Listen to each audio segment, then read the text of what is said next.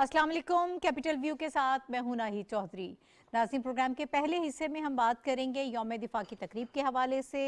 रिवायत तो ये रही है कि 6 सितंबर को ये तकरीब जो है इसका इनेकाद किया जाता है, लेकिन 14 जून से मुल्क में जो सैलाब का सिलसिला जारी था उसकी वजह से ये तकरीब जो है वो उस वक्त पोस्टपोन कर दी गई थी और आज ये तकरीब जो है वो बाकायदा तौर पर हुई है। और GHQ रावलपिंडी में यौम शोहदा की पुरवकार तकरीब जो है उसका आज इनेकाद किया गया है।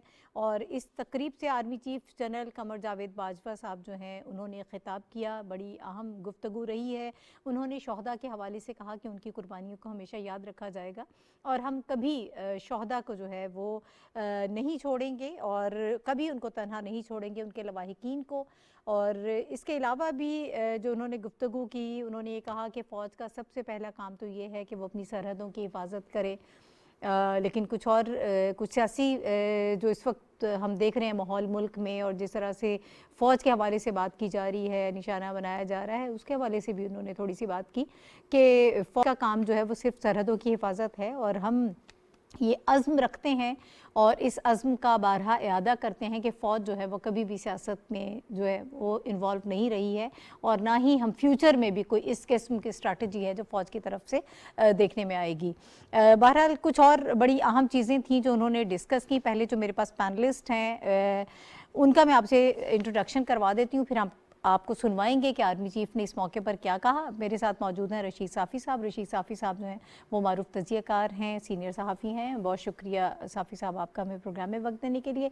मेरी बाएं तरफ मौजूद हैं तारिक चौधरी साहब। तारिक चौधरी साहब भी जो हैं बड़े सीनियर सहाफ़ी हैं, मारूफ तजियाकार हैं, एंकर पर्सन हैं। बहुत शुक्रिया तारिक चौधरी साहब आपका भी हमें प्रोग्राम में ज्वाइन करने के लिए। इसके अलावा वाया स्काइप मुझे हुमायूं खान साहब ज्वाइन कर रहे हैं। हुमायूं साहब आपका भी बहुत शुक्रिया। हुमायूं साहब का भी यकीनन तजिया प्रोग्राम में शामिल करेंगे, उनके इनपुट हम शामिल करेंगे। Thank you so much for joining us. और नाज़रीन, इससे पहले कि हम अपनी गुफ्तगू का आगाज़ करें, मैं ये चाहती हूँ कि आप सुन लीजिए आर्मी चीफ ने आज की जो शोहदा के हवाले से तकरीब जिसका इनेकाद किया गया, इस मौके पर जो गुफ्तगू की, फिर आकर उस पर बात करते हैं।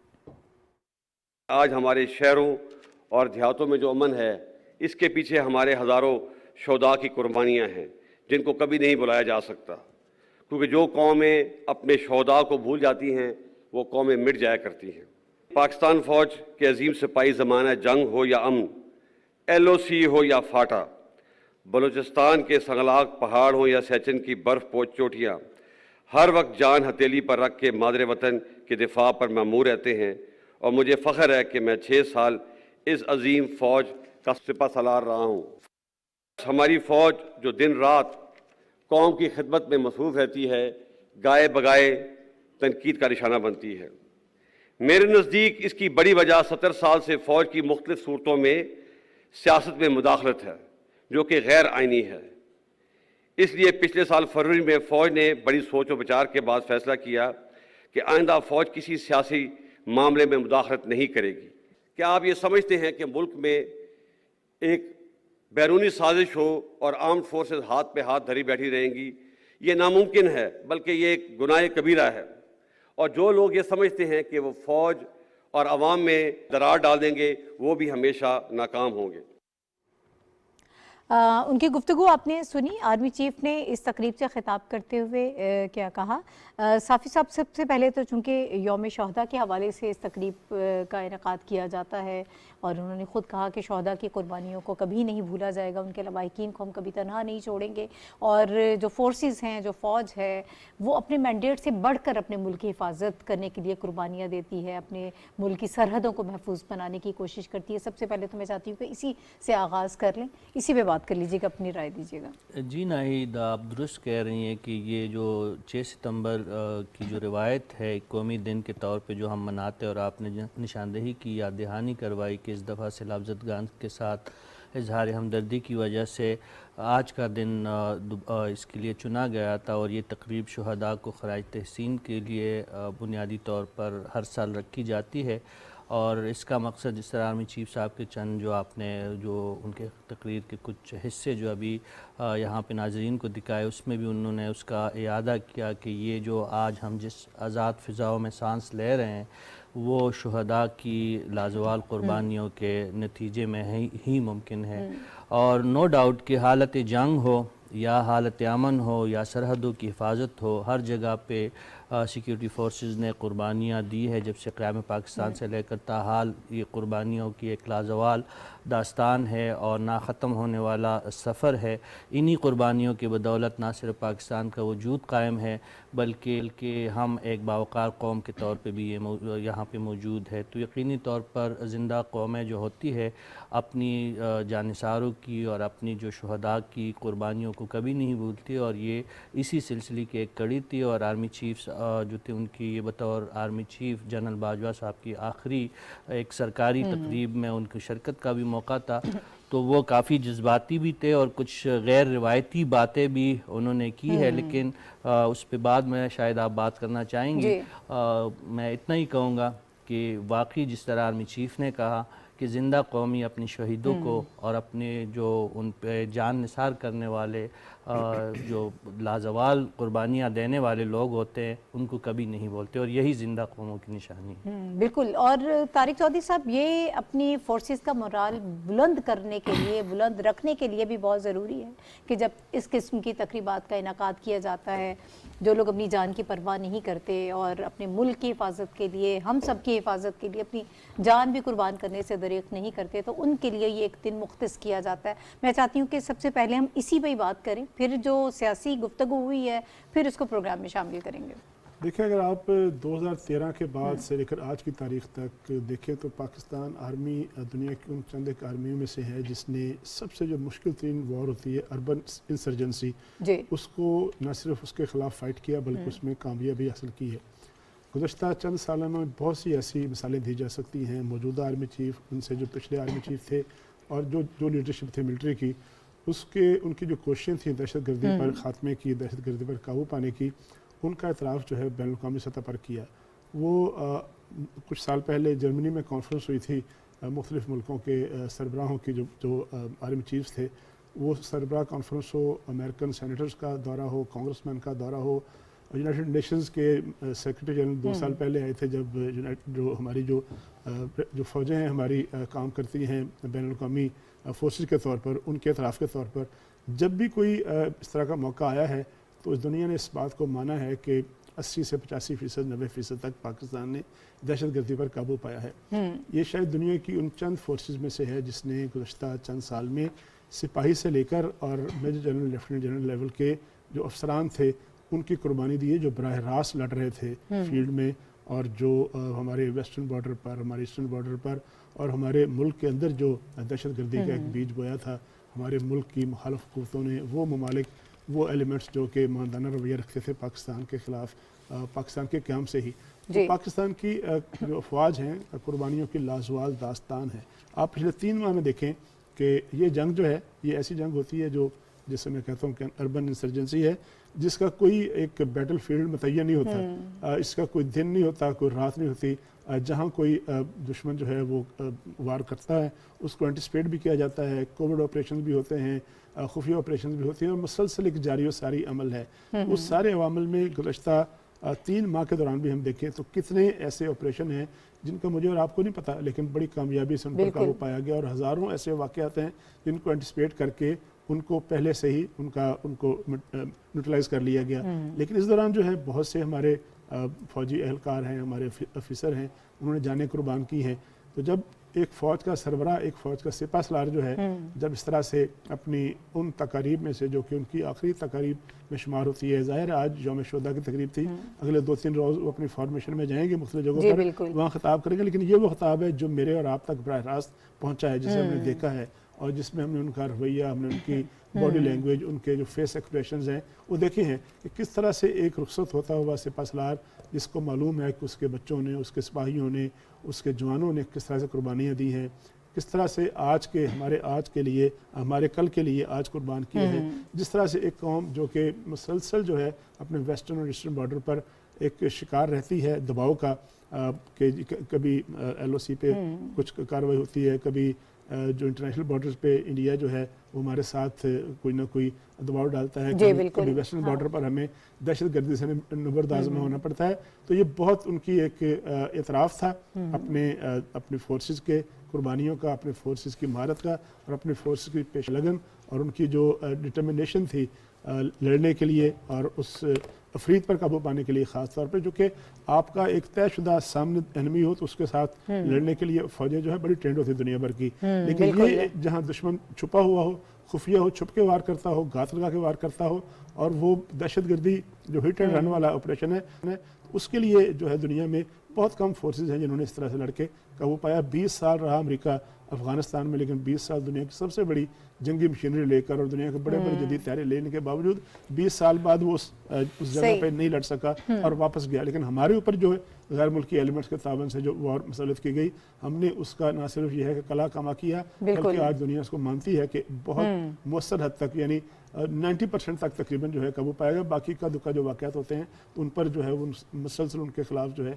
वो कार्रवाई जारी रहती है। ठीक है, इसी बात को मजीद आगे बढ़ा लेते हैं। हुमायूं खान साहब, आज का दिन जो है यौम दिफा का दिन, वो जो तकरीब है यौम शहदा की, वो आज के दिन जो है उसका अरेंज किया गया है। ये वो दिन है जब हम अपने शहदा को, अपने जो हमारे हीरोज़ हैं उनको याद करते हैं, उनकी पेशा वराना महारत जो है उसको भी हम जो है ज़ाहिर एक्नॉलेज करते हैं। जो जज्बा शहादत है उसको भी याद भी किया जाता है और उसको ताज़ा भी किया जाता है, ताकि जो हमारी अफवाज के दूसरे लोग हैं फोर्सेस के, वो उसको ताज़ा करते हैं और इस अज़्म का इयादा करते हैं कि वो भी अपने मुल्क के लिए किसी किस्म की कुर्बानी से दरिग़ नहीं करेंगे। और दहशतगर्दी के हवाले से बात की है तारिक चौधरी साहब ने, तो हमारी अफवाज जो हैं वो हमेशा फ्रंट लाइन पर रही हैं और जिस तरह से उन्होंने मुकाबला किया है शायद इसकी नज़ीर कहीं नहीं मिलती है। हुमायूं साहब,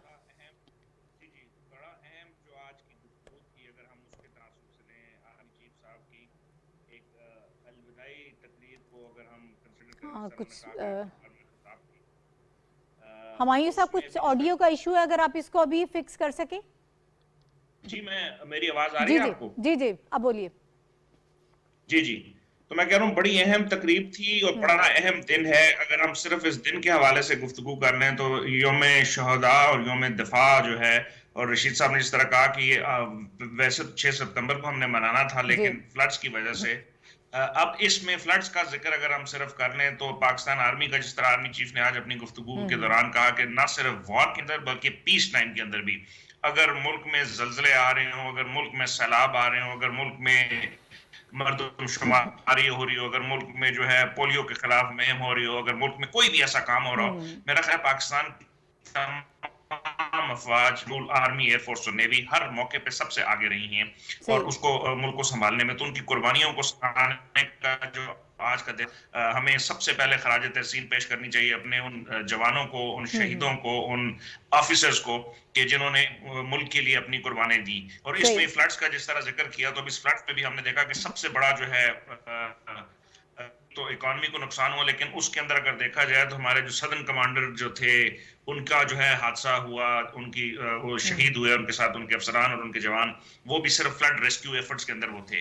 तो हम ना सिर्फ हमारे जवानों ने शहादतें दी इस मुल्क को संभालने में, इसकी तरक्की में, इसकी सिक्योरिटी में, बल्कि इसके तमाम अफसरान ने टॉप लेवल से लेके आखिरी लेवल तक। तो ये बेसिकली बताता है उन जिंदा कौमों की निशानी कि जिसमें इसके तमाम जो लोग हैं अफसरान से लेकर सिपाही तक वो तैयार होते हैं। तो मेरा ख्याल है हमें सबसे पहले तो खराज तहसीन पेश करना चाहिए कि ये एक जिंदा कौमों की निशानी है। फिर उसमें आर्मी चीफ ने जो 3-4 बड़ी अहम बातें की, बड़ी जरूरत की थी कि फौज का जो सबसे बड़ा काम था वो अपनी सरहदों का दफा करना था। फौज ने अपने मैंडेट से ज्यादा हर मौके पे काम किया और पिछले 75 सालों में, और जिस आर्मी चीफ ने कहा कि कुछ मौकों पे जो पॉलिटिकल जो इंटरफेरेंस का जो है वो हुआ, और उनका उसके बाद हमने बहुत हुमायूं साहब, जी हुमायूं साहब मुझे इजाजत दीजिएगा, इसकी तरफ हम वापस आएंगे। मैं चाहती हूँ कि इन पॉइंट हम बात करें। पहले हम चूंकि शोहदा के हवाले से बात कर रहे हैं तो इसी को कंटिन्यू कर लेते हैं। ब्रिगेडियर रिटायर्ड साद मोहम्मद साहब जो हैं इस वक्त टेलीफोन लाइन पर हमारे साथ मौजूद हैं,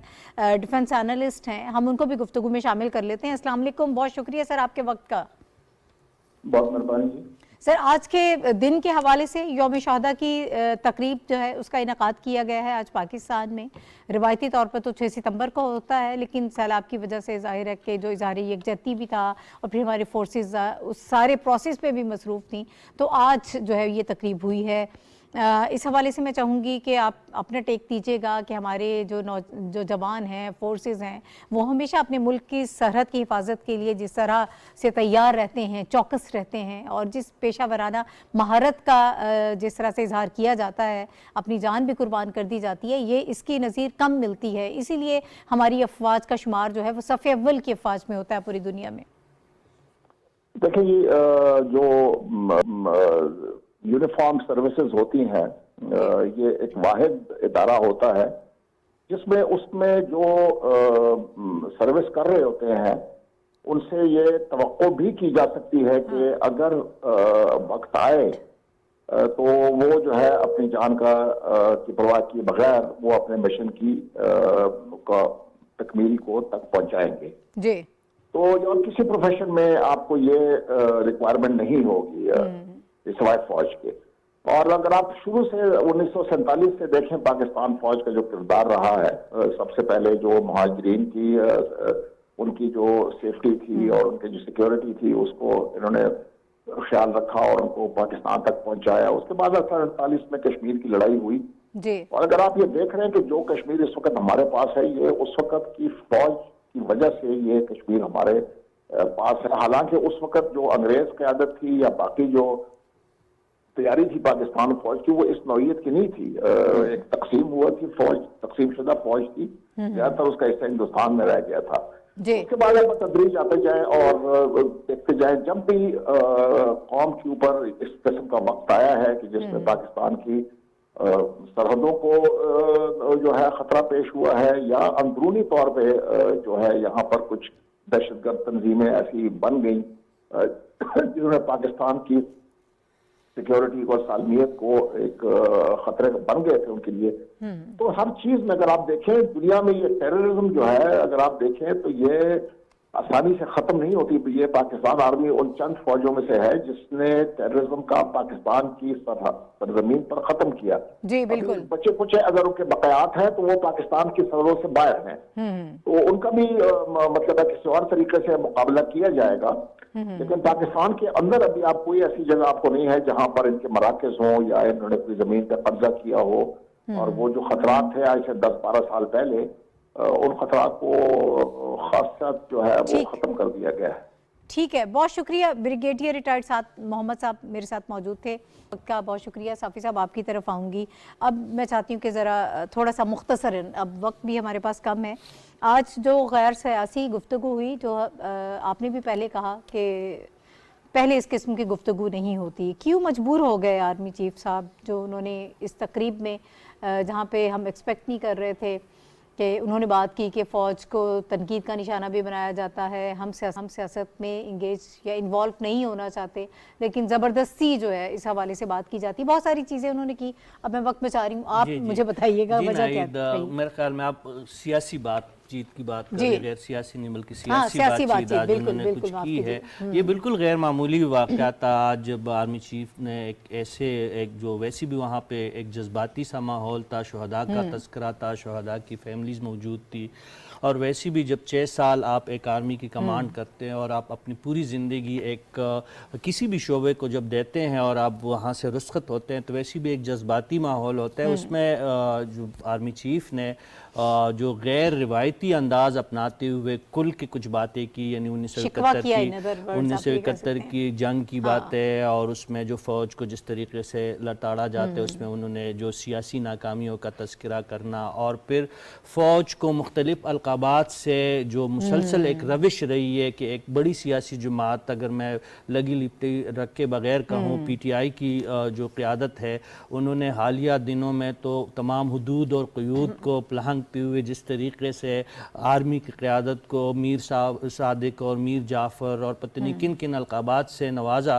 دوسری جانب آرمی چیف کا اشارہ تھا کہ ہم نے درگزر کا بھی جو آخر میں انہوں نے جب گفتگو کا جب وائنڈ اپ کر رہے تھے کہ ہم اپنی ان تمام چیزوں کو اب بھی درگزر کرتے ہیں اور انہوں نے جو ایک سیاسی مفاہمت اور ملک میں ہم آہنگی کی جو بات اور میسج دینے کی جو کوشش کی، وہ اس تقریر کا سب سے اچھا پہلو مجھے وہی نظر آیا۔ انہوں نے گلے شکوے ضرور کی کہ ماضی میں جو کچھ ہوا، جس طریقے سے ایک سیاسی جماعت نے فوج کو نشانہ بنایا، اور حالانکہ انہوں نے اس کا اپنا قصور بھی بتایا کہ قصور یہی تھا کہ پچھلے سال فروری میں فوج نے بحیثیت ادارہ یہ فیصلہ کیا کہ اب سیاست میں ملوث نہیں ہوا جائے گا، اور انہوں نے یہ اعتراف بھی کیا کہ گزشتہ 70 سالوں میں فوج کسی نہ کسی صورت سیاست میں دخیل بھی رہی ہے، لیکن جب انہوں نے یہ کہا کہ جب فوج نے یہ فیصلہ کیا کہ ہم اب سیاست سے ایک سائٹ پہ ہوں گے، مداخلت نہیں کریں گے، پھر بھی فوج کو معاف نہیں کیا گیا، اور ایک سیاسی جماعت نے مسلسل ایک منظم کمپین کے ذریعے فوج کو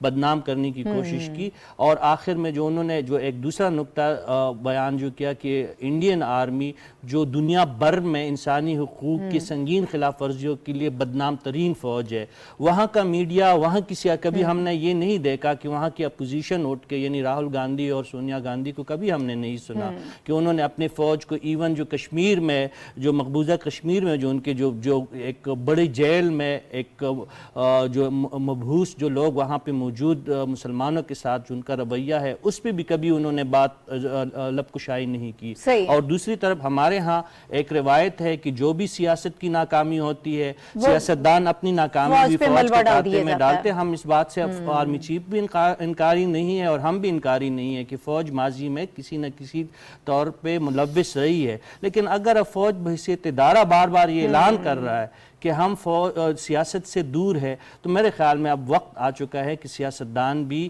اپنی سیاست کو خود بہتر کرنے کی کوشش کرے اور بیساکھیوں کی تلاش میں اداروں کو بدنام نہ کرے۔ ٹھیک ہے طارق چودھری صاحب، آرمی چیف نے کہا کہ ایک جعلی اور جھوٹا بیانیہ بنا کر ملک میں ہیجان کی کیفیت پیدا کرنے کی کوشش کی گئی ہے۔ انہوں نے کہا کہ یہ ناممکن ہے، بلکہ گناہ کبیرہ ہے اگر ہمیں یہ معلوم پڑے کہ غیر ملکی سازش ہوئی ہے اور فوج اس پہ خاموش رہی، یہ ہو نہیں سکتا۔ یہ بڑی عجیب و غریب بات ہے، بڑی ستم ظریفی کی بات ہے۔ دیکھیں 73 سال پاکستان کے سارے دانشور، پاکستان کی ریجنل جماعتیں، پاکستان کی قوم پرست جماعتیں، پاکستان کی مذہبی جماعتیں، سیاسی جماعتیں اس بات کی شاکی رہی ہیں، اور یہ ہماری تاریخ ہے کہ ملٹری انٹرونشن ہوئی، ہمارے ہاں جو ہیں وہ مارشل لگے، مارشل لگے، یہ تاریخ کا حصہ ہے، اس میں جھٹلا نہیں سکتے۔ سب کا شکوہ تھا کہ فوج اسٹیبلشمنٹ جو ہے وہ سیاست میں حصہ کیوں لیتی ہے۔ پچھلے 1 سال سے فوج سے شکوہ یہ ہے کہ وہ سیاست میں حصہ کیوں نہیں لیتی۔ یعنی انٹرسٹنگ بات ہے کہ ایک جماعت پیدا ہوئی 22 سال یا 26 سال مدد کے لیے جدوجہد کے بعد، اور اس کو شکوہ یہ ہے، ساری جماعتوں کو، سارے ایلیمنٹ کو، لوگ بچپن سے بوڑھے ہو گئے، شکوہ تھا کہ وہ جو کیوں سیاست میں حصہ لیتے ہیں، یہ مداخلت کیوں کرتے ہیں۔ 75 سال بعد ایک فوج کے سربراہ نے یہ فیصلہ کیا اور کنوے کر دیا کہ بھئی ہمارا کوئی تعلق نہیں ہے، سیاسی معاملات کو سیاسی معاملات نپٹائیں۔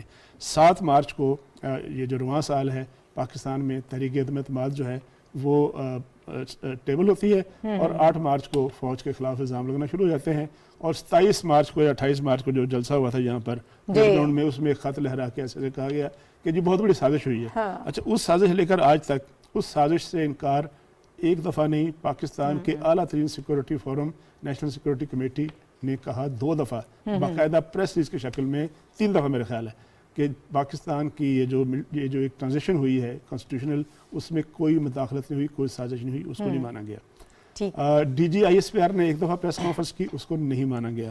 پھر D G I S P R نے اور D G I S I نے انپریسیڈنٹلی پاکستان کی تاریخ میں پہلی مرتبہ منظر عام پر آ کر انہوں نے پریس کانفرنس کی اور اتنی تفصیل سے جواب دیے کہ لوگوں کو حفظ ہو گئے، اس بات کو نہیں مانا گیا۔ صحیح، وہ لوگ، وہ ایلیمنٹ جو کہہ رہا تھا کہ ہم نے اب سیاست میں حصہ لینا، اسے کہا گیا جانور ہے، اسے کہا گیا نیوٹرل ہے، اسے کہا گیا میر جعفر ہے، اسے کہا گیا میر صادق ہے، اور اسے ایسے ایسے عجیب و غریب، میں دنیا کی کسی اور فوج کو بھی نہیں کہہ سکتا جو اپنی فوج کو کہا گیا۔ اس کے باوجود تحمل کا مظاہرہ کیا گیا، ریسٹرینٹس کا مظاہرہ کیا گیا، اور شاید پس پردہ ان کو بتانے کی کوشش کی جاتی رہی کہ ایسی بات نہیں ہے۔ آج بالکل آخری فکر، آج پاکستان آرمی کے سربراہ نے کہا 73 سال کے 74 سال کے جو داغ تھے وہ دھو دیے، ہمارا کوئی تعلق نہیں ہے فوج، ہمارا کوئی تعلق نہیں لڑائی سے، سیاست سے، ہم جو ہیں آئندہ کے لیے نیوٹرل ہیں، اب جو ہے آگے چلنا ہے۔ اور انہوں نے کہا کہ جو کچھ माजी में हुआ उसको बुला के आगे चले, सियासी कुत्ते सियासी मैदान में बैठे हैं, सियासी मेज पे बैठे हैं और फैसले करें, किसने रोका है उनको? सही। अच्छा हुमायूं साहब, मैं कहती हूँ इसी चाहूंगी कि इसी बात को आप जरा आगे बढ़ा लीजिएगा,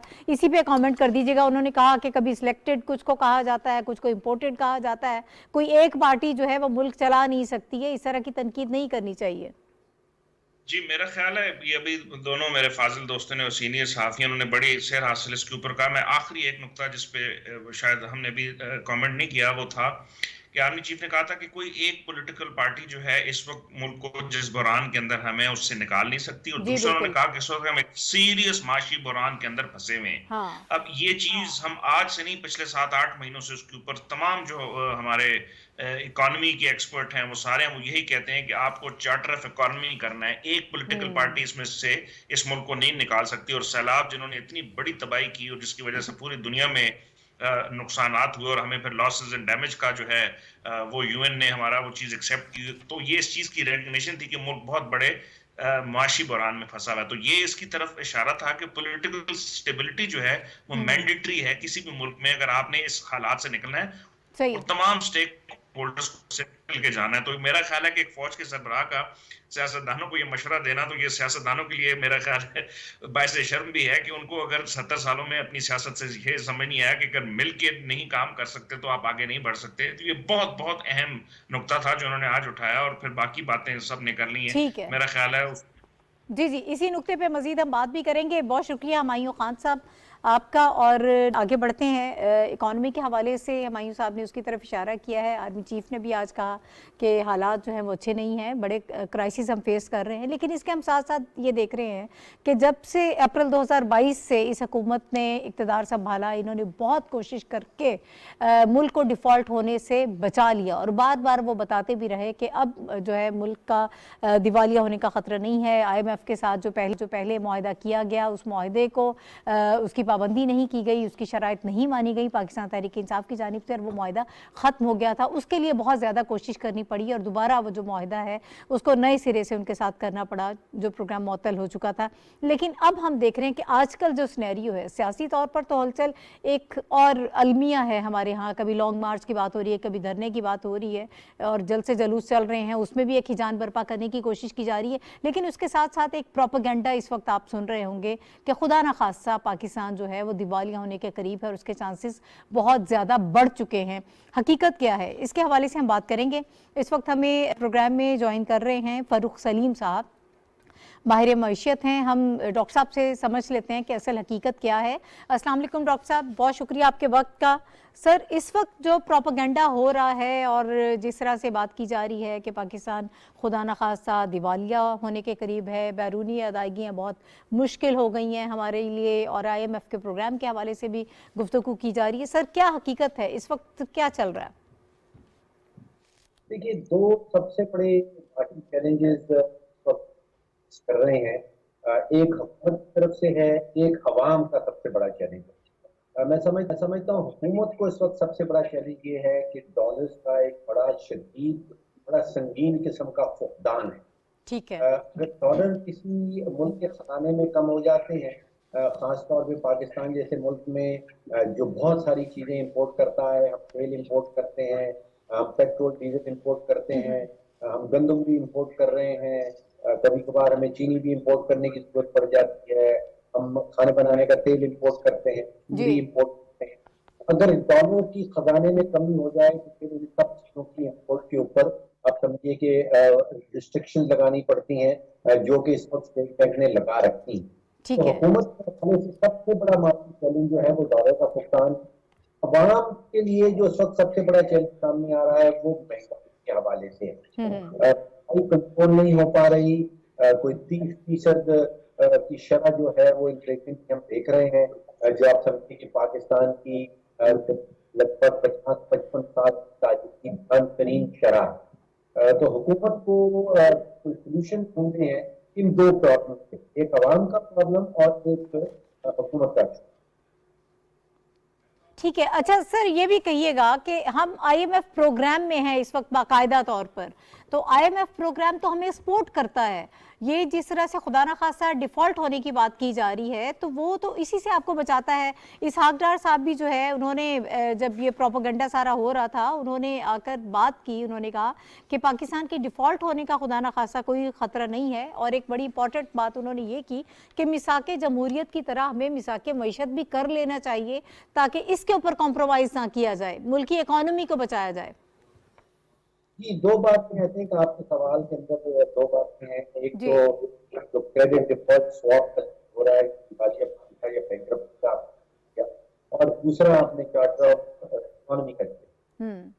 دیکھیے, ایک انسٹرومنٹ ہے عالمی منڈیوں میں چلتا ہے, اس کو کہتے ہیں کریڈٹ ڈیفالٹ سواپ. وہ اصل میں یہ ہے کہ اگر آپ نے کسی ملک کا کوئی بانڈ خریدا ہے اور آپ کو خدشہ ہے کہ وہ شاید ملک واپس نہ کر پائے, تو اس کا انشورنس پریمیم چلتا ہے. ایک لوگ ادارے ہیں جو اس کے اوپر انشورنس بیچتے ہیں آپ کو. وہ انسٹرومنٹ جو ہے وہ کوئی 92% کی شرح پہ پہنچ گیا ہے اگر پاکستان کا کریڈٹ ڈیفالٹ سواپ دیکھا جائے. تو وہ ان کا مطلب یہ ہے کہ اگر آپ نے پاکستان کا بانڈ خرید رکھا ہے اور آپ کو خدشہ ہے کہ پاکستان پیسے واپس نہیں کرے گا, تو پھر آپ عالمی منڈی میں جا کے ایک انشورنس خرید سکتے ہیں اس بانڈ کے لیے. یہاں پہ اس کو استعمال کیا جا رہا ہے کہ شاید پاکستان جو ہے وہ ڈیفالٹ کرنے چلا ہے, وہ دیوالیہ پن ہونے چلا ہے. ایسے امیڈیٹ فیوچر میں کوئی بات نہیں. میری معلومات کے مطابق جو دسمبر کی 5 تاریخ کو $1 بلین کا بانڈ ڈیو ہوتا ہے کہ پاکستان نے پیمنٹ کرنی ہے, اس کو الگ آلریڈی کیا جا چکا ہے. اس کو حکومت پاکستان جو ہے اس پیمنٹ کرے گی. لیکن اس کے بعد جو آگے جانا ہے, جو نیکسٹ پیمنٹ ہے وہ کوئی سن 2024 میں ہے. اور جو عالمی منڈیاں ہیں وہ یہ پیغام دے رہی ہیں کہ پاکستان کے پاس ڈالر کی کمی ہے اور ممکنات میں سے ہے یا ہائی رسک ہوتا چلا جاتا ہے کہ فیوچر میں حکومت پاکستان اگر اس نے اپنی معیشت کا رخ اور سمت درست نہ کی تو شاید اس قابل نہ ہوگا کہ اپنے اخراجات کی واپسی. اچھا سر میں یہ چاہوں گی کہ ذرا اس کا حل بھی بتا دیجیے گا. پریشر تو اس وقت ہے, نو ڈاؤٹ ان اٹ کہ پریشر ہم فیس کر رہے ہیں.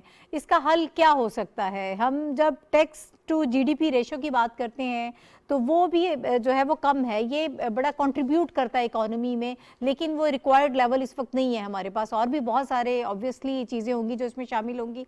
سولوشن ذرا مجھے بتا دیجیے گا کہ کیا ہے آپ کی نظر میں. دیکھیے, اگر میں آپ کے سامنے 3 میجر پرابلمز رکھ دوں تو پھر سولوشن خود ہی سامنے آ جائیں گے اگر ان پرابلمز کو ہم حل کرتا. جی, تو پچھلے 25 سالوں سے جتنے بھی حکومتیں آئی ہیں, چاہے وہ پیپلز پارٹی کی ہوں, MLN کی ہو یا PTI کی ہو, انہوں نے 3 کام سرکٹ کیے ہیں. ایک تو بجٹ کا خسارہ, ہر سال بجٹ کا خسارہ کیا ہے, اور 5,000, 5,500, 6,000 اب تک کا بجٹ کا خسارہ رہے ہیں, اور یہ پچھلے 25-30 سالوں سے چل رہا ہے. دوسرا کام ہم نے یہ کیا کہ تجارت کا مسلسل خسارہ کیا ہے. 30 ارب 35 ارب اس سال تو آپ سوچئے کہ PTI کی حکومت کے نتیجے میں یا آخری سال میں $45 ارب کا تجارت کا خسارہ. تو بجٹ کا خسارہ, تجارت کا خسارہ اور اداروں کی تباہی, یہ پچھلے 3 سالوں سے چل رہے ہیں.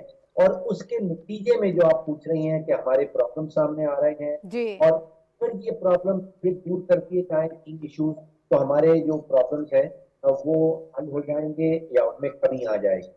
دیکھیے, جب آپ بجٹ کا خسارہ کرتے ہیں, تجارت کا خسارہ کرتے ہیں, تو ہمیں قرضات دینے پڑتے ہیں. اب کی فگر سامنے آئی ہے, اس میں ہر پاکستانی بچہ, بوڑھا, مرد اور عورت کے اوپر لگ بھگ 3 لاکھ روپے کا قرضہ ہے. اور یہ اس لیے چڑھا ہے ہماری حکومت سے خسارہ کی تجارت کا خسارہ.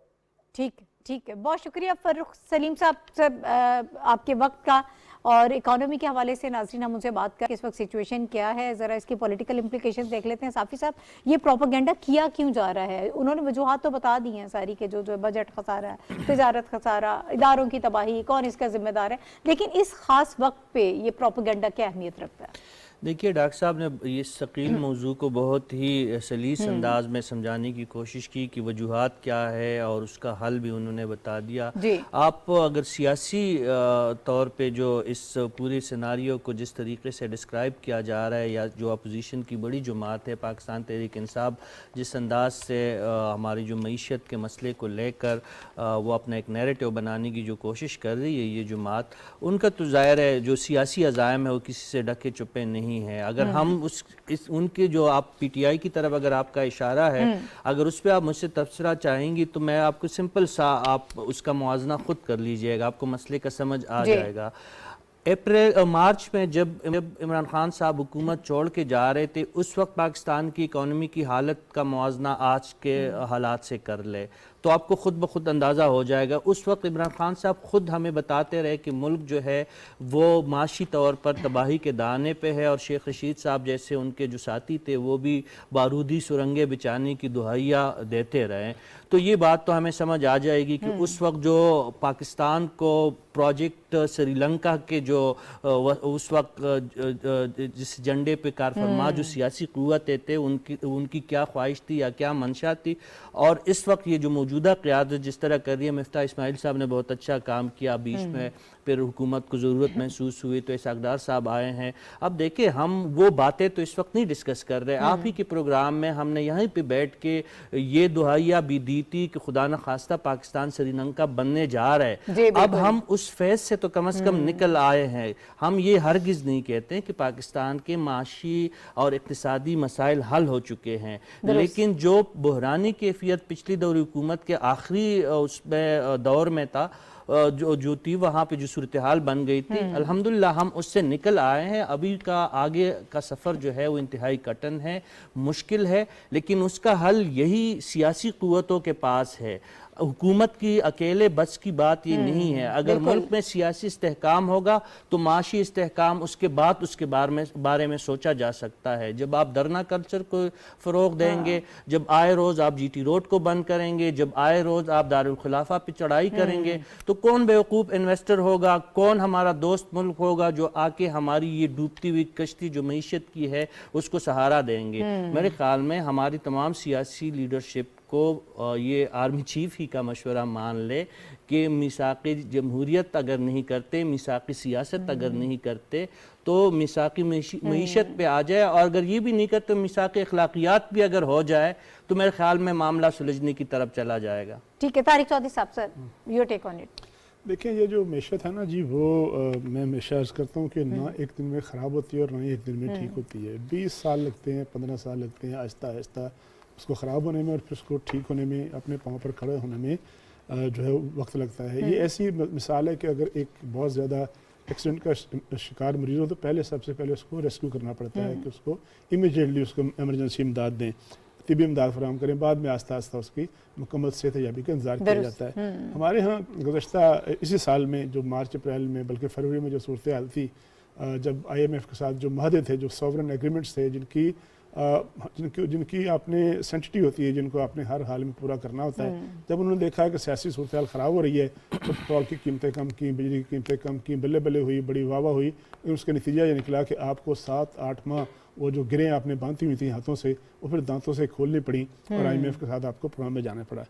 حیرتناک بات یہ ہوتی ہے کہ معیشت کتنی خراب ہے, کتنی دگرگوں ہے, اس کا سب کو پتہ ہے, لیکن ایک ایلیمنٹ ایسا ہے جو اس دگرگوں صورتحال سے کوئی انجوائے کر رہا ہے, جو اس دگرگوں صورتحال کو اجاگر کر کے, اس کو اچھال کے, اس کو پروجیکٹ کر کے, اس کو پروپیگیٹ کر کے بڑی خوشی محسوس کرتا ہے. یعنی پاکستان کی ایک سب سے بڑی جماعت جو کلیم کرتی ہے, اس کے اگر سب سے اہم ترین لوگ جو ہیں یہ دعویٰ کریں ہر روز بین الاقوامی میڈیا کے ساتھ کہ جی ہم تو لٹے گئے, ہم تو تباہ ہو گئے, برباد ہو گئے, ہم تو ڈیفالٹ ہونے جا رہے ہیں, تو کون آپ کی بات سے انکار کرے گا. اپنے دور میں حالت یہ تھی کہ 3.25 سال میں 5 وفاقی وزراء خزانہ تبدیل ہوئے.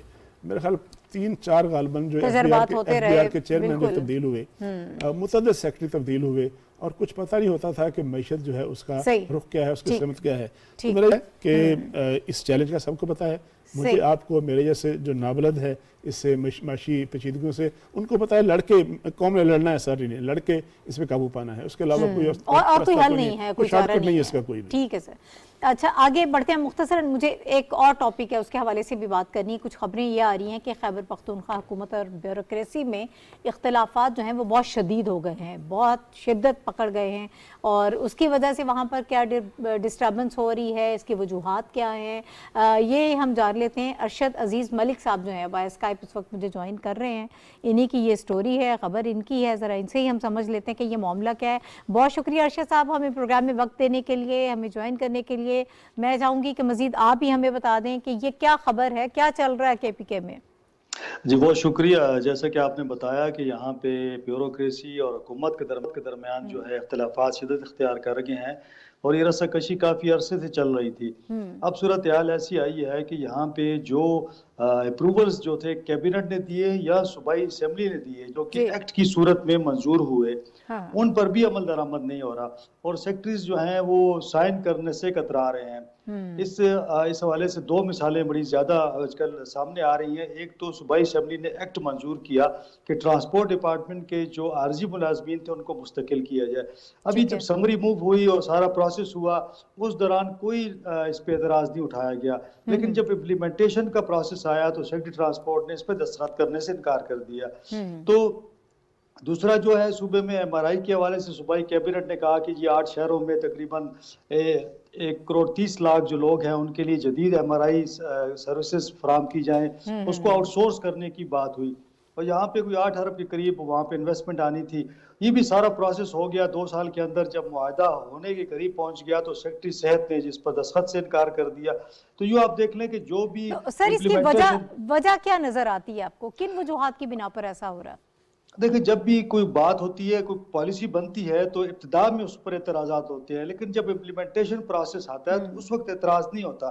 اب ان کے جو اپنے ریزنز ہیں وہ سمجھتے ہیں کہ جو ریزن وہ بتا رہے ہیں وہ درست ہے، لیکن میرے خیال میں وہ درست نہیں ہے۔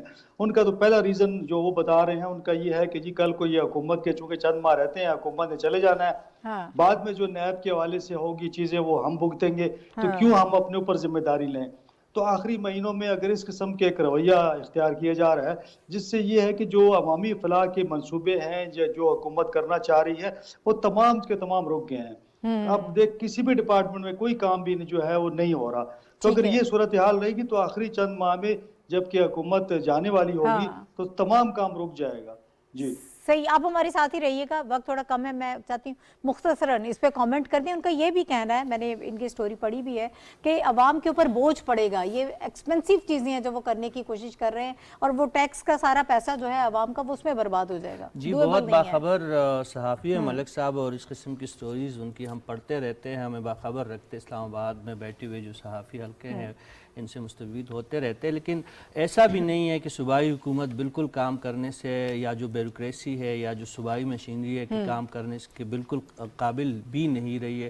ابھی پچھلے دنوں انہوں نے ہیلی کاپٹر براہ رینٹ جو ہے اس کی قانون سازی تو بڑے دھڑلے سے ہوئی اور بہت آسانی سے ہو گئی، بہت اہم فیصلے ہو بھی جاتے ہیں، لیکن ملک صاحب کی اس طرف نظر میں خیال میں نہیں جاتی، اور یہ اس سے بڑھ کے وہاں پہ حالات خراب ہے۔ بیوروکریسی نے نہیں، وہ صوبہ ڈیفالٹ ہونے جا رہا ہے، جو ہم پہلے سیگمنٹ پہ ڈسکس کر رہے تھے کہ یہاں پہ مرکز میں جو ڈیفالٹ کا ایک پروجیکٹ PTI کے سربراہ کو ملا تھا، اب انہوں نے شاید یہ تفویض کر دیا ہے محمود خان صاحب کو کہ کم از کم ملک تو ڈیفالٹ نہیں ہوا، اب صوبہ کو تو ڈیفالٹ کر کے جائیں گے۔ یہ ان کا میرے خیال۔ ٹھیک ہے سر، وقت ختم ہو رہا ہے ملک صاحب۔ جی بیوروکریٹس کو آلریڈی یہاں پہ ڈیوائیڈ کیا گیا، یہاں گروپ بندی ہوئی، رشید کو پتہ ہی ہے، یہاں پہ اعظم خانی کے حوالے سے بڑا مشہور تھا، جو عمران خان صاحب کے پرنسپل سیکرٹری تھے، وہ صوبہ چلا رہے تھے۔ سر وقت بالکل ختم ہو رہا تھا، طارق صاحب ون لائنر بس۔ سر بات یہ ہے، میں بہت کم اس کو KP کو دیکھتا ہوں، لیکن بڑا عجیب و غریب صوبہ ہے، 10 سال ہو گئے ہیں، کبھی خبر آتی ہے کہ چڑیا گھر کے جانور کرائے پہ دیے جا رہے ہیں کہ کوئی شہری آئے تو ان کو خوراک دے، کبھی خبر آتی ہے کہ جناب وہاں پر جو ہے وہ ہیلی کاپٹر جو ہے اس کو سرعام کر دیا گیا لوگوں کے لیے، کبھی خبر آتی ہے کہ سارے اسکولوں کے بچے فیل ہو گئے ہیں، کبھی پتہ چلتا ہے کہ یونیورسٹی کے پاس پیسے نہیں ہیں اور اپیل کی جا رہی ہے کہ لوگ خود سیلف فنانسنگ پہ پڑھیں۔ تو یہ بڑی تشویشناک سی صورتحال، دلی کا صوبہ تھا، وہاں تو بڑی مثالی صورتحال ہونی چاہیے تھی۔ ٹھیک ہے، بہت شکریہ۔ ہمارے ساتھ ارشد عزیز ملک صاحب تھے، رشید صافی صاحب اور طارق چودھری صاحب، آپ تینوں حضرات کا بہت شکریہ۔ ناظرین اگلے ہفتے انشاءاللہ اب آپ سے دوبارہ ملاقات ہوگی۔ اللہ حافظ۔